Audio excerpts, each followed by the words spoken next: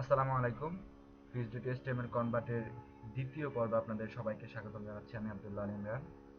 তো dear viewer, আমি প্রথমত আপনাদেরকে যে কথাটা বলবো সে কথাটা হচ্ছে, শুধু টিউটোরিয়াল দেখে বসে থাকবেন না, টিউটোরিয়াল দেখে প্র্যাকটিস করবেন। আজকে একটা টিউটোরিয়াল দেখছেন, এই টিউটোরিয়ালটা প্র্যাকটিস করেন, এই টিউটোরিয়ালটাকে আপনি আপনার মতো করে করার চেষ্টা করেন।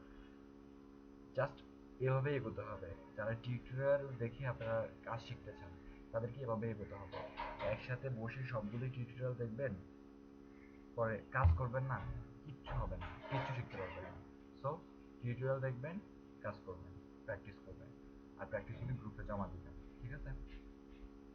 যাই হোক, আমরা আমাদের আজকে দেখার বিষয় হচ্ছে স্লাইডারটা। দেখছেন? তো স্লাইডারটা হচ্ছে এভাবে। স্লাইডারটা ব্যবহার করার আগে আমরা এখানে আউল কার্সল নামে একটা স্লাইডার আছে, ওই স্লাইডারটা ব্যবহার করব। তো এটা ব্যবহার করার জন্য আমাদেরকে চলে যেতে হচ্ছে কোথায়? কোথায় যাবো বলুন তো? আমরা যাব আউল কার্জন নামে যে স্লাইডারটা আছে, আউল গ্রাফিক্স ওয়েবসাইটের অ্যাড্রেসটা দেখে নিন, বা গুগল সার্চ করলে হবে আউল কার্জন নামে। এই হচ্ছে আউল গ্রাফিক্সের ওয়েবসাইট। এখানে চলে আসবেন। এখানে চলে আসার পরে এখান থেকে ডাউনলোড করে নেবেন। ডাউনলোডে ক্লিক করবেন, ডাউনলোড হয়ে যাবে। তো দেখছেন তো আমার ডাউনলোড করা আছে, সে কারণে আমাকে আর ডাউনলোড করতে দিচ্ছে না, আর দিচ্ছে কি করতে হচ্ছে আর কি। আচ্ছা, যাই হোক। তো আউল কার্জন ডাউনলোড করার পর আপনি যেটা পাবেন সেটা হচ্ছে কোথায়? আউল কার্সল প্র্যাকটিস। দেখছেন, আমারও প্র্যাকটিস নামে একটা ফোল্ডার আছে। এই যে প্র্যাকটিস, এগুলো আমি প্র্যাকটিস করছি। ঠিক আছে? এই যেগুলো দেখতেছেন এগুলো সব আমার প্র্যাকটিস। এবার প্রতিটার ভিতরে এক একটা করে কাজ আছে আমার। ওই টেমপ্লেটের ভিতরে যান, এই সব কিছু আমার প্র্যাকটিস। প্র্যাকটিস না করলে শিখতে পারবেন না তো। আমি অনেক প্র্যাকটিস করছি, অনেক। আচ্ছা, যাই হোক, কি বলতেছে আপনাদের যেগুলা বুঝতে হচ্ছেন সবাই, তাই না? প্রোগ্রেস বার দেখুন, আপনি যখন আউল কার্সলটাকে ডাউনলোড করবেন, ডাউনলোড করার পর আপনাকে এগুলো পাবেন। ঠিক আছে? এই যে এগুলি পাবেন, অল মিনজেস অ্যাসিস্ট। আপনার এখান থেকে যেটা দরকার অনলি সেটাই আপনাকে নিতে হবে, নিবেন সেটাই। বাকিগুলো নিয়ে তো ফাইলের ওজন বাড়ানোর কোনো দরকার নাই। এখান থেকে আপনার দরকার হচ্ছে আউল মিন সিএসএসটা দরকার, আউল সিএসএসটা দরকার। আউল সিএসএসটা আমি নিলাম। তারপর আমার দরকার হচ্ছে আউল মিন জেসটা দরকার। মিন, ওহো, কোথায় নিলাম? বাহিরে নিলাম। জেস ফোল্ডারের ভিতরে নিয়ে একটু সাজাই নিই। ওকে, নিয়ে নিলাম। এখানে আমার আরেকটা ফাইল দরকার হচ্ছে, সেটা হচ্ছে অ্যাক্টিভ জেস, যেখানে আমি আমার সব স্লাইডার বলেন এগুলোকে অ্যাক্টিভ করবো। আর অ্যাক্টিভ ডট কি সিএসএস না জেএস, জেএস। ওকে। এখন দেখুন, এই হচ্ছে আউল কার্সল ডাউনলোড করার পর আমরা কি কি নিলাম? অ্যাসিস্ট থেকে আউল মেইন সিএসএসটা নিলাম, এবং আউল মিন জেএসটা নিলাম, তাই না? বাহিরে একটা আছে দেখুন, প্রোগ্রেস বার। প্রোগ্রেস বারের ব্যাপারটা পরে বুঝি বলতেছি। প্রোগ্রেস বারটা আসলে কি? এখন আমাদেরকে যেটা করতে হবে সেটা হচ্ছে ইনডেক্স ডট এসটিএম এর ভিতরে, ইনডেক্স ডট এসটিএম এর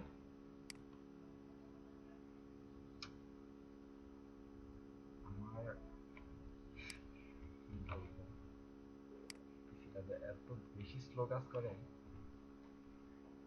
আম, এখানে আমাদের নিতে হচ্ছে কি আউল কার্সর, মিন জেসটা নিতে হচ্ছে, এবং টপে নিতে হচ্ছে কি উপরে, উপরে নিতে হচ্ছে আমরা ফুটস্টপের উপরে নিই, উপরে নিতে হচ্ছে আউল সিএসএসটা। ওকে, নিয়ে নিলাম। এখন এখানে আসুন, দেখুন আমরা যদি আউল কার্সরটা কিভাবে ব্যবহার করতে হবে। আমরা যদি ডকে চলে যাই, ডকে চলে আসলে দেখুন এখানে কি হচ্ছে। আমরা আম, প্রথমত ইনস্টলেশনে চলে যাই। ইনস্টলেশনে চলে যাওয়ার পর আমাদেরকে কি বলতেছে? প্রথমে বলতেছে আমাদেরকে কি আওয়ার মেইন সিএসএসটা আমাদেরকে ইনক্লুড করতে হবে আমাদের প্রজেক্ট ফাইলের ভিতরে, এবং ডিফল্ট মেইন সিএসএসটা ইনক্লুড করতে হবে, মানে সিএসএস এর জন্য আর কি। তো এগুলা দুটাই এখন আউল কার্সলের মধ্যে আসে নাই, কিন্তু দিয়ে রাখছে এখানে আসবে কামিং আর কি। আর আমরা তো নিলামই আউল সিএসএসটা। তারপর নিতে নিতে হবে আমাদেরকে কি ইনক্লুড জেএস, অর্থাৎ জেএস ফাইলটা নিতে হবে। জেএস ফাইলের উপর আমাদেরকে অবশ্যই চেক করে মিন জেএসটা নিতে হবে, আমরা যেটা নিলাম। তারপর আমাদেরকে কল করতে হবে আউল কার্সল মিন জেএসটা নিয়ে কল করতে হবে। এবার আসুন এইচটিএমএল মার্কআপের ভিতরে আসুন। এইচটিএমএল মার্কআপ, আলকারাজলটা আপনি কিভাবে অ্যাক্টিভ করবেন? আপনাকে প্রথমত একটা ডিপ নিতে হবে, ওই ডিপ অর্থাৎ যে ডিপটাকে আপনি অ্যাক্টিভ করবেন। আর এগুলি হচ্ছে আপনার এক একটা আইটেম, ঠিক আছে? এখানে যদি আপনি আলকারাজলটা অ্যাক্টিভ করেন, তাহলে আপনার এগুলি হচ্ছে এক একটা আইটেম, এগুলি হচ্ছে এক একটা আইটেম, এগুলি এক একটা স্লাইড হবে, ঠিক আছে? তো এই হচ্ছে মার্কআপটা। আমরা যদি এখান থেকে ওদের মার্কআপটা কপি করি, না ওদের মার্কআপটা কপি করা আমাদের কি দরকার, আমরা নিজের মতো করে করি, বুঝে বুঝে করি, কি বলেন সবাই? কলামডি কন্টেইনার, কন্টেইনার ভিতরে এখানে, আচ্ছা কন্টেইনার ভিতরে আছে কি রো, রোর ভিতরে আমাদেরকে এখন আমরা আরেকটা রো নিব, সেটা রো, রোর ভিতরে আমরা নিতে হচ্ছে কি আমাদেরকে, রোর ভিতরে আমরা স্লাইডার এরিয়া নামে একটা নেই, স্লাইডার এরিয়া, স্লাইডার এরিয়া, স্লাইডারের ভিতরে আমরা নিব কল এমডি। দেখুন তো এখানে কি আমাদের টেক্সট আছে সেন্টারে, তাই না? তো আমরা এখানে কল এমডি কত ধরতে পারি, এই ধরি ডট কল এমডি অফসেট 2। তারপর এখানে একটু যদি লক্ষ্য করি যে সবগুলি টেক্সট আছে ক্যাপিটালাইজ, তাই না? আমি এখানে একটা ক্লাস দিতে পারি টেক্সট ক্যাপিটালাইজ, অর্থাৎ সবগুলি ক্যাপিটালাইজ হবে। ওকে, এখন আমরা আমাদের কাজটা করব, সেটা হচ্ছে অ্যাক্টিভ স্লাইডার, অ্যাক্টিভ স্লাইডার। এখানে আমরা হোম স্লাইডার দিতে পারি, বা ব্যানার স্লাইডার, বা ওয়েলকাম স্লাইডার দিই, ওয়েলকাম স্লাইডার, ঠিক আছে? তারপর আমরা এখানে দিতে পারি সিঙ্গেল, প্রতিটা আইটেমের জন্য সিঙ্গেল ওয়েলকাম।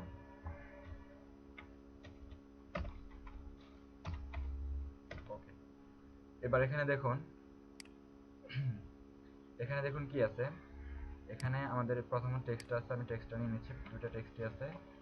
প্রথম টেক্সটের সাইজ কত, 48 পিক্সেল, পরের টেক্সটের সাইজ কত, 25 পিক্সেল। তাহলে আমি প্রথমটা নিতে পারি H1 এবং তার ফন্ট সাইজ দিতে পারি। পরেরটা হচ্ছে আমার কত, এটা ফন্ট সাইজ কি দেখি, পরেরটা হচ্ছে আমার কি, আমার ওপেন সেন্সি, আর ফন্ট সাইজ হচ্ছে 25 পিক্সেল। তাহলে আমি পরেরটাকে H2 নিতে পারি, তাই না? সরি, H4 নিতে পারি, কারণ টাইপোগ্রাফি অনুযায়ী H4 পাই। তো এখানে আমার আছে H1, H1 এর যেটা আমি কপি করলাম সেটা হচ্ছে এটা, পরেরটা এটা, এটা হচ্ছে আমার H2 এর ভিতরে, H4 এর ভিতরে হচ্ছে আমার এই টেক্সটটা। তো এই হচ্ছে আমার একটা সিঙ্গেল আইটেম। তো এখানে আমি রিফ্রেশ করি, এটাকে রিফ্রেশ করে দেখি আমার সিঙ্গেল আইটেমগুলো আসছে কিনা। এখানে আমি দেখতে পাচ্ছি আসছে। তো এখন আসার পরে, ও এখানে আমি একটা কাজ করে নিই, সেটা হচ্ছে আমি টেক্সট সেন্টার করে নিই, টেক্সটগুলো সেন্টার থাকবে, টেক্সট সেন্টার, টেক্সট সেন্টার হবে। টেক্সট কি সেন্টার হচ্ছে? আমার মনে হচ্ছে হচ্ছে না। আমরা এখানে যেটা করব, কলাম দিয়ে 9 ধরবো, অফসেট ধরবো 2, ও সরি 1, অফসেট ধরার কোনো দরকার নাই, তারপর আমি ধরলাম। হ্যাঁ এবার ঠিক আছে, টেক্সট সেন্টার। তো এখন দেখুন, এখন আমরা যেটা করবো সেটা হচ্ছে এই যে যে সিঙ্গেল ডিপটা নিলাম, এই আমাদের সিঙ্গেল ডিপটা, একে আমরা যেটা করব কালার দিব, কালার দিব হোয়াইট। তারপর সিঙ্গেল ডিপের ভিতরে আমাদের কি আছে, H1 আছে, তাই না? H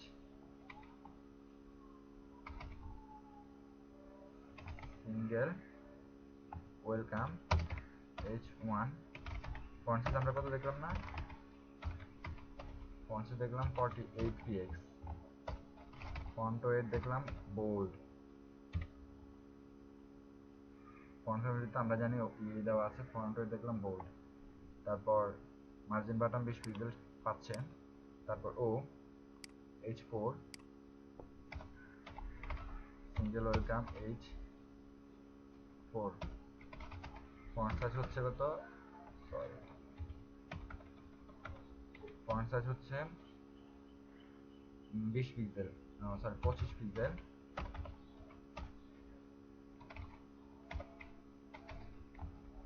ফন্ট রেট হচ্ছে রেগুলার, সরি 400।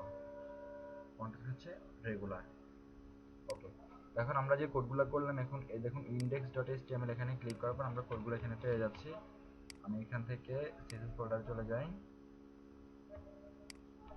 এখানে একটা কমেন্ট করে রাখি end of menu area। এই হচ্ছে আমাদের প্রাথমিক ডিজাইনটা পেয়ে গেছে। এখন আমরা যেটা করব, আমরা আউল ক্যাজুয়ালটাকে অ্যাক্টিভ করব, তাই না? তো অ্যাক্টিভ করার জন্য আমরা এখান থেকে ওদের এটাকে কল করে নিতে পারি। আউল ক্যাজুয়ালের আমাদের অ্যাক্টিভ জেস কোথায়? এই যে অ্যাক্টিভ জেসটা, আচ্ছা অ্যাক্টিভ জেসের ভিতরে আমরা কাকে অ্যাক্টিভ করব? এখানে index.html চলে যাই, মানে কোথায় আমরা স্লাইডারটা অ্যাক্টিভ করব আমাদেরকে সেটা প্রথমত এখানে বলে দিতে হবে।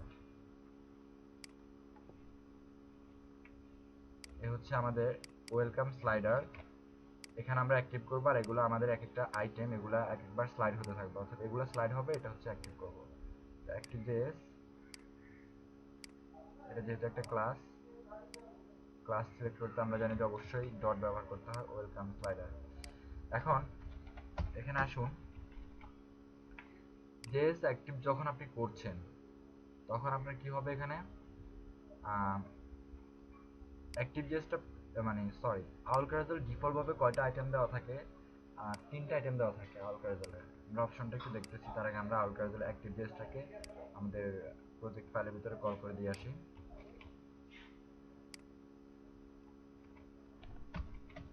অ্যাক্টিভ জেএস, ওকে। এখন চলুন আমরা অপশনটা দেখে আসি, আউল অপশনটা দেখে আসি। আউল অপশনটা দেখার জন্য আমরা আউল ক্যাজুয়াল এখান থেকে আউল অপশনসে চলে যাব। দেখুন, ডিফল্ট ভাবে আইটেম থাকে কয়টা? 3টা থাকে। মার্জিন থাকে 0, লুপ থাকে ফলস, লুপ কি সেটা বুঝাচ্ছি। তারপর সেন্টার ফলস থাকে, তারপর মাউস ড্র্যাগ ট্রু থাকে, মাউস ড্র্যাগ অর্থাৎ এভাবে করলে চলে যাবে। আচ্ছা, তো প্রথম দুটোই বুঝি। আইটেমস থাকে 3টা, কিন্তু আমাদের কি এখানে 3টা দরকার আছে?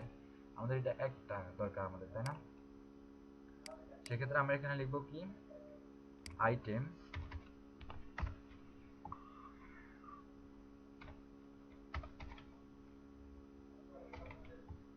আইটেমস হচ্ছে আমাদের কয়টা? একটা থাকবে। তারপর আমাদের লুপ হবে কত? ট্রু হবে, ট্রু বানানো হয় টি আর ট্রু। তারপর আমাদের থাকবে auto play, AUTO, auto PLAY, auto play হবে ট্রু, অর্থাৎ এটা অটোমেটিকলি প্লে হবে। TRUE, ব্যাপারটা কি? বাংলা তো ভুল করে গেছে। এখানে দেখুন অটো প্লে, আমরা যখন এখানে সার্চ করবো AUTO, অটো প্লে ডিফল্টভাবে থাকে ফলস। আপনি যখন এটা একটা বুলিয়ান টাইপিং, এগুলো তো এখন বোঝানো যাবে না। অটো প্লে হচ্ছে ফলস থাকে, আমরা ট্রু করে দিলাম। ওকে, অটো প্লে যখন আমরা ট্রু করলাম, লুপ যখন আমরা ট্রু করলাম, তখন এখন কি হবে? দেখুন আমাদের স্লাইডারটা চলে যাবে, এখানে কোনো কন্টেন্ট থাকবে না। বিকজ যখন আমরা লুপ ব্যবহার করবো, এখন দেখুন আমি যদি লুপ কেটে দেই, কন্টেন্টটা আসছে। যখন আমি লুপ ব্যবহার করলে কন্টেন্টটা চলে যাবে, দেখলেনি তো মাত্র। তো কেন চলে যাবে? যদি আপনার স্লাইড আইটেম একটা থাকে, তখন আপনাকে অবশ্যই লুপটা দেখাবে না। অর্থাৎ কি লুপ হবে, মানে বারবার কি আসবে, কোন আইটেমটা আসবে? একটাই তো আইটেম আছে, এটা কিভাবে আসবে? সে কারণে এটা আসবে না। তো এখন আপনি কি করবেন? এখান থেকে আইটেমটা 2টা করে দিবেন। সরি, আইটেমটা আপনি 2টা করে দিবেন। 2টা করে দিলে কি হবে? দেখুন এবার আইটেমটা থাকবে ঠিকই। এখন দেখুন আইটেমটা স্লাইড হচ্ছে, তাই না? স্লাইড হচ্ছে, জি। এখন দেখুন আমরা এখন যেটা করব সেটা হচ্ছে আমাদের বাকি আছে কি কি?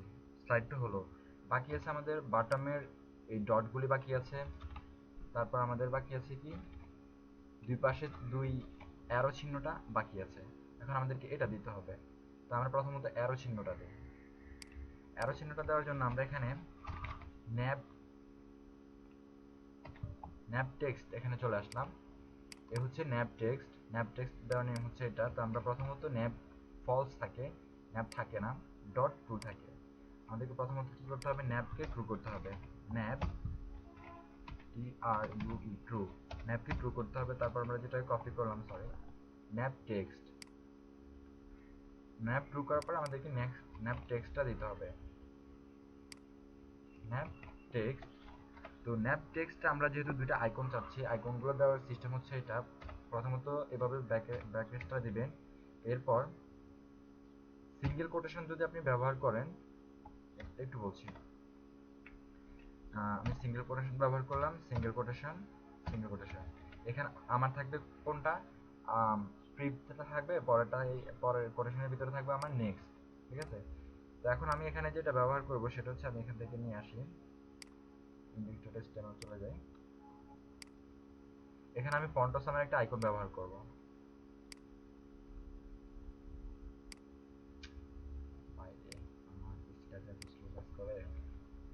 আমি এখানে ফন্টস নামের একটা আইকন ব্যবহার করব। i.fa.fa angle left, angle left, পরেরটা, আচ্ছা অ্যাঙ্গেল লেফট, এটাকে আমি নিয়ে যাই, অ্যাঙ্গেল লেফট। তো এখানে ফলো করুন, এখানে কি হচ্ছে, অ্যাঙ্গেল লেফট। ঠিক আছে? এখন অ্যাঙ্গেল লেফটের আইকনটা এখানে আসবে, কিন্তু এখানে লক্ষ্য করুন আমি এখানে ব্যবহার করলাম কি সিঙ্গেল কোটেশন, এখানে ব্যবহার করলাম ডাবল কোটেশন। বড় করে দিচ্ছি, এখানে সিঙ্গেল কোটেশন, এখানে ডাবল কোটেশন। এটা আপনাকে করতেই হবে। যখন আপনি এখানে ডাবল কোটেশন ব্যবহার করবেন, তখন আপনি এখানে এটাকে সিঙ্গেল কোটেশন করে দিতে হবে, তা না হলে এটা ইরর দেখাবে, আসবে না। তো আমাদের আবার এখানে দরকার, কিন্তু এখানে দরকার হচ্ছে অ্যাঙ্গেল রাইট, অ্যাঙ্গেল রাইট দরকার এখানে। ওকে, এখান থেকে আমরা এটা কেটে দিই। আপনারা কেউ মাইন্ড করবেন না, ঠিক আছে? আমি আসলে আমিও স্লো, আমার পিসিটাও স্লো। ওকে, তো এখন দেখুন আমাদের আইকনটা ঠিকই আসবে, কিন্তু আইকনটা আনস্টাইলাইজ ভাবে আসবে, কোনো স্টাইল হয় না আইকনে, এমনভাবে আসবে। দেখুন আমরা আমরা তো আইকনই দেখতে পাচ্ছি না, কোথায় আসলে icon? All next, all free আসছে মেবি, না? হ্যাঁ, এই যে এখানে আসছে, দেখা যাচ্ছে না, দেখুন। তো এখন আমাদের চাচ্ছি কি, এটাকে এই পাশে চাচ্ছি, এটাকে এই পাশে চাচ্ছি, তাই না? তার আগে আমাদের একটা কাজ করতে হবে, সেটা হচ্ছে আমাদের মেনু এরিয়া থেকে এটা কোন পর্যন্ত আছে, কোন সাইজ পর্যন্ত আছে। প্যাডিং আছে প্রায় 175 পিক্সেল মেনু থেকে। আমাদেরকে প্রথমত প্যাডিংটা দিয়ে নিতে হবে। প্যাডিংটা আমরা কাকে দিব? ওয়েলকাম স্লাইডারটাকে দিব,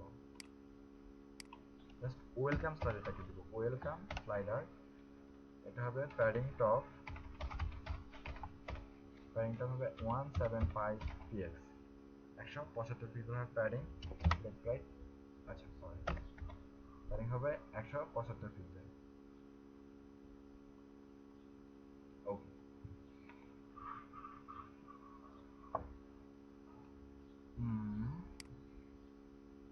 এখানে আবারও ভুল করো না।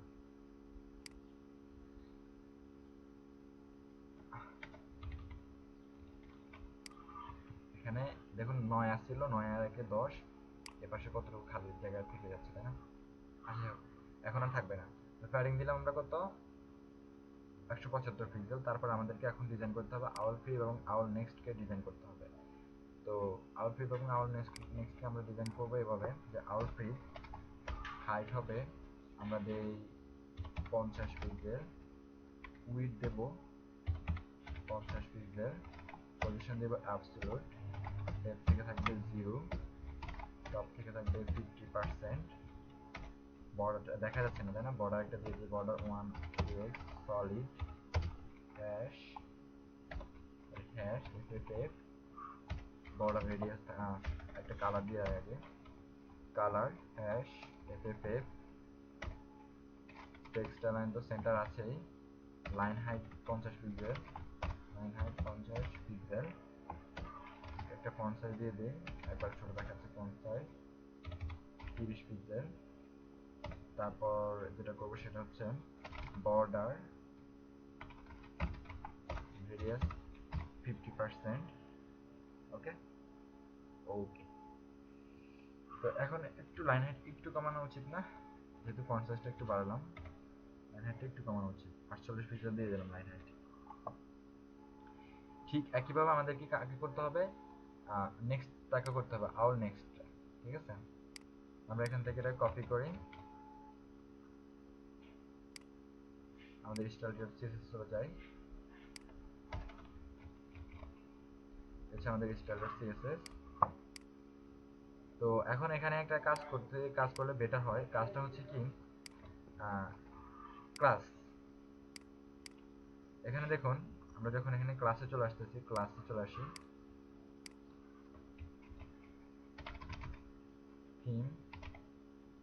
Theme class. থিম ক্লাসটা দেওয়া আছে কি আউল থিম, এটা ডিফল্ট ভাবে তাদের মধ্যে দেওয়া থাকে, কিন্তু আমরা এটাকে এখানে চেঞ্জ করে দিব, বিকজ আমাদের এখানে একটা স্লাইডার নেই, তাই না? আমাদের এখানে আরো স্লাইডার আছে। এই একটা স্লাইডার, এই একটা স্লাইডার, মোট দুইটা স্লাইডার আছে। তো আমরা দুইটা স্লাইডারে দুইটা ক্লাস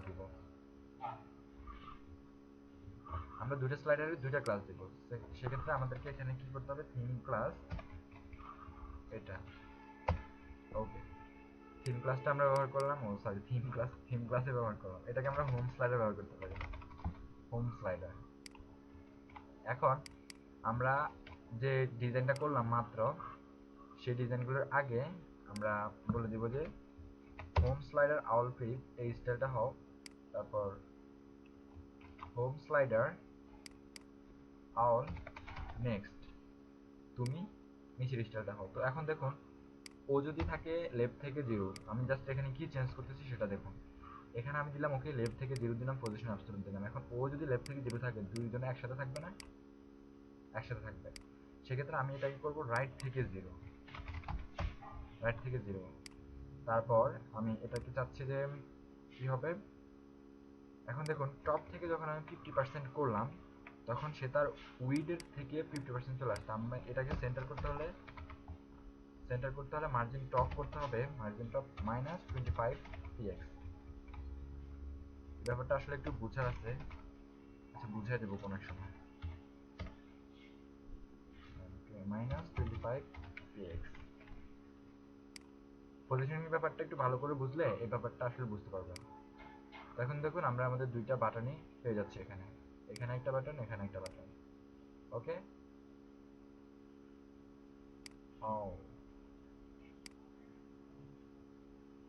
ওকে, পেয়ে যাচ্ছি।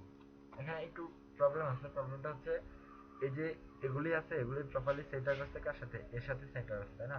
সেক্ষেত্রে এখানে কি বলছে, ডিরেক্টলি এর একটা হাইট দেওয়া আছে, এখানে দেওয়া আছে, আর ওই হাইটের সাথে রিলেটিভ হওয়া অবস্থায় এটা প্রপারলি সেন্টার আছে। ঠিক আছে, আর এখানে আমাদের আমাদের কার সাথে সেন্টার আছে, আমাদের প্যারেন্টস ডিপ, যেটা অর্থাৎ আমাদের এখানে একটা রো আছে, আওয়ার প্যারাবেল আছে, ওর সাথে আমাদের এটা সেন্টার আছে। তো আমরা এখানে আরেকটা কাজ করতে পারি, প্যারিং টপ দিলাম এত, আমরা এখানে প্যারিং বাটামও দিয়ে দিই। এই হচ্ছে আমাদের এটা প্যারিং টপ আছে এত, প্যারিং বাটাম একটা দিয়ে দিই, দেখি কি হয়। আমার ভুল হতে পারে, বুঝছেন, আমি এখনো ওরকম এক্সপার্ট না। প্যারিং বাটাম,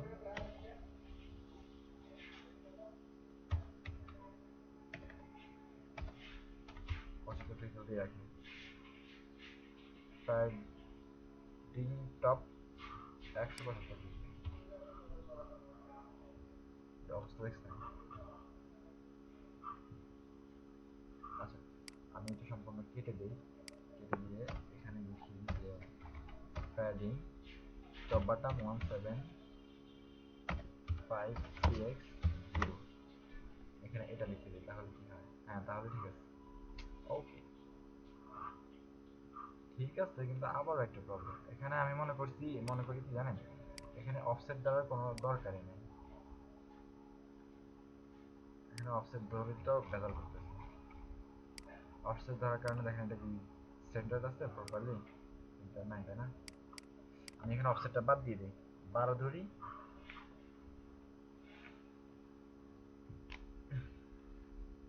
এই যে অফসেটটা আছে, অফসেটটা বাদ দিব আমি এখন। এখানে থাকবে 2, এখানে অফসেট নাই। এখন আশা করতেছি ঠিক হবে।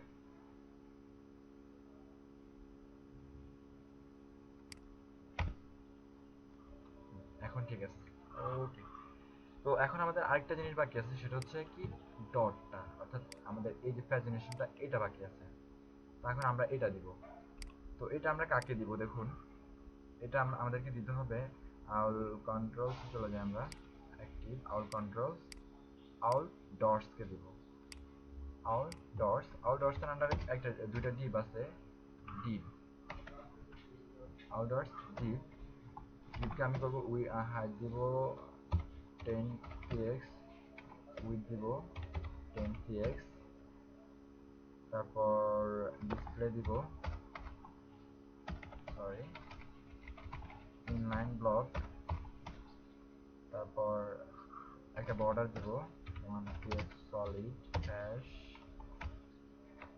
fff, পাচ্ছেন। বর্ডার রেডিয়াস দিব, বর্ডার রেডিয়াস 50%। তারপর একটা ব্যাকগ্রাউন্ড দিব, ব্যাকগ্রাউন্ড হচ্ছে হ্যাশ কি দেওয়া যেতে পারে, আচ্ছা ওদের ব্যাকগ্রাউন্ডটা দিয়ে দিই আপাতত, 0 রাখি। ওকে, এটা রাখলাম। এখানে কি আছে দেখুন, এখানে একটা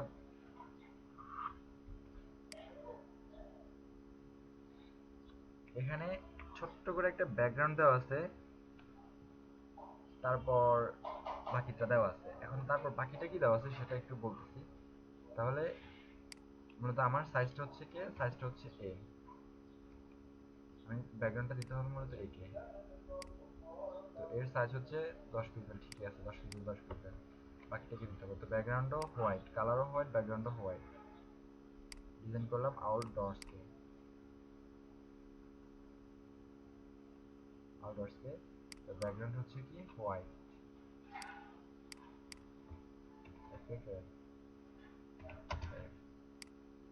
ব্যাকগ্রাউন্ড হোয়াইট, বর্ডার হোয়াইট। এখন একটা মার্জিন দিয়ে রাখি, মার্জিন রাইট দেব, সবাই 20 পিক্সেল করে সরে থাকবে, 20 পিক্সেল। এখন আমি যদি ওই বর্ডারটা দিতে চাই, সেক্ষেত্রে আমাকে ব্যবহার করতে হবে outline 1px solid hash fff, এবং আমাকে ব্যবহার করতে হবে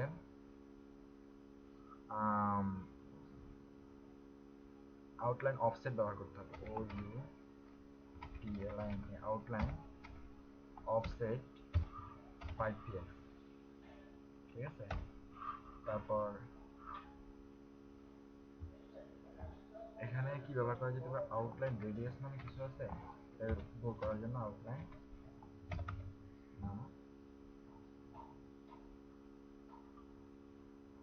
আচ্ছা আউটলাইন রেডিয়াস নামে কোনো ফাংশন আছে কিনা জানি না, তো আপাতত আপনারা এভাবে ব্যবহার করতে পারেন, ঠিক আছে। আউটলাইন রেডিয়াস, এটা গোল করার জন্য আউটলাইন, এখানে দিতে পারি কিনা, আউটলাইন রাউন্ডেড, আচ্ছা না যাই হোক, এটা ব্যবহার করছি না, বাদ দেন এটা, আউটলাইনটা বাদ দিয়ে দাও। ওকে, আসলে আমিও আপনাদের মতোই আমি, ঠিক আছে, আমিও তেমন এক্সপার্ট না। ওকে, তো এটা কার, এটা হচ্ছে হোম স্লাইডারের। ওকে, হয়ে গেল। এখন দেখুন এখানে আরেকটা কাজ আছে, সেটা হচ্ছে অ্যাক্টিভ যে সে একটু বড় হয়ে যাচ্ছে, তাই না। তো আমি এখানে অ্যাক্টিভকে কি করবো, dot AC TXT active, active যেটা, অ্যাক্টিভকে একটা ট্রান্সফর্ম দিয়ে দেবো, ট্রান্সফর্ম স্কেল 1.2 দিয়ে রাখি। এখন দেখুন যখন যে অ্যাক্টিভ থাকবে সে একটু বড় হয়ে যাবে, বড় হয়ে গেছে, এটার সাথে একটু বড় না, বড়। ওকে, তো ডিয়ার ভিউয়ার, এই হচ্ছে মূলত আউল ক্যারোসেল ব্যবহার করার নিয়ম। এই হচ্ছে মূলত আউল ক্যারোসেল ব্যবহার করার নিয়ম। তো আশা করছি সবাই আজকে টিউটোরিয়ালটি দেখে অনেক উপকৃত হয়েছেন। তো যদি উপকৃত হন প্রতিবারের মতো এবারও বলবো অবশ্যই লাইক কমেন্টস এবং আমার ভিডিওটাকে শেয়ার করবেন, ঠিক আছে? সাবস্ক্রাইব করে তো থাকবেনই, কারণ সাবস্ক্রাইব না করলে পরবর্তী টিউটোরিয়ালগুলো পাবেন না, ঠিক আছে? তো আজ এখানেই বিদায় নিচ্ছি, ভালো থাকবেন সবাই, আগামী পর্বে আবার দেখা হবে। আল্লাহ হাফেজ।